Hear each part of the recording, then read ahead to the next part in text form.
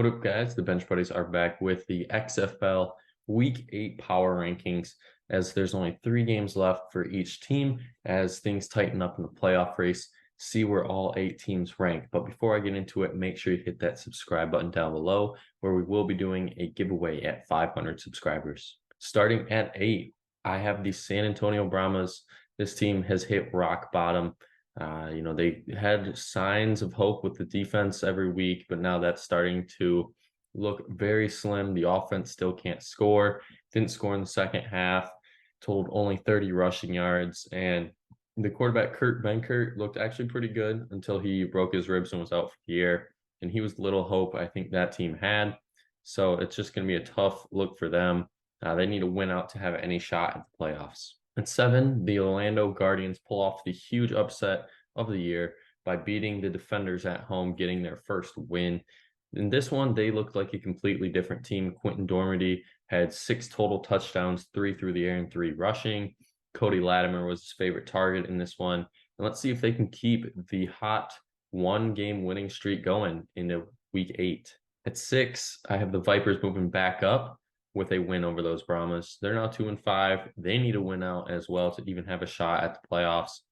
But this team, it seems like they're picking up too little too late, getting those wins. And then Jalen McClendon, had a decent game. He's really kept them in the games from when he has started. So this Vipers team, essentially needs to win out and go to St. Louis to win to keep their playoff hopes alive.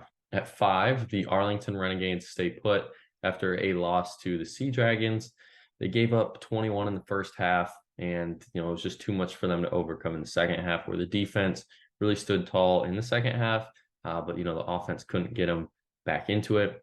Davion Smith had another great game for this team. Drew Plitt did okay, but nothing too spectacular, and they need to go to Orlando and get a much-needed win to stay, in this top 5 and really on the outside looking in for the playoffs. At 4, the Roughnecks are in the playoffs right now after this loss. They are in the weaker division, but they still have hope. They got the Brahmas this week to boost that lead or stay put.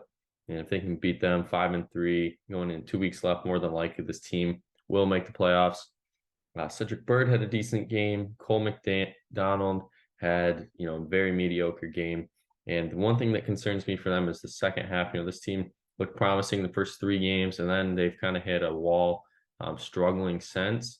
And if they do squeak in the playoffs, I think it would be one of the easier matchups if you get the Roughnecks.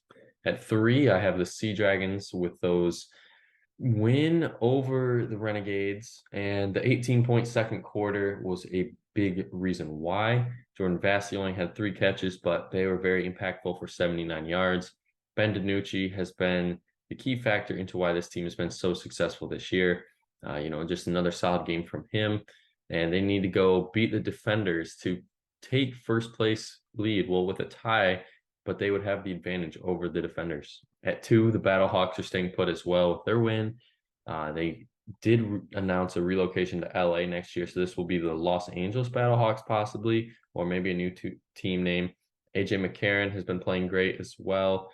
Darius Shepard has been his favorite target with those stats, and they get the Vipers at home, and they could pretty much eliminate the Vipers and lock up a playoff chance if they win this game. And at 1, staying put, just because they did suffer their first loss doesn't mean that they should get demoted.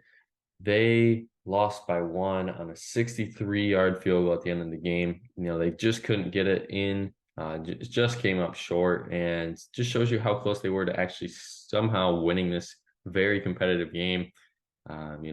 Jordan Ta'amu had an excellent game. Abraham Smith had another great game. Chris Blair looked like his favorite target in this one. I have no reason for concern for these Defenders. They do have to go into Seattle, which will be a very tough place to play. But if they can bounce back after this loss and get that win, then there's no doubt that they will be the favorite heading into the playoffs. But that's going to be it for this week's XFL Power Rankings. Make sure you guys check back next week to see where your favorite team ranks. But until the next time, the Bench Buddies are out.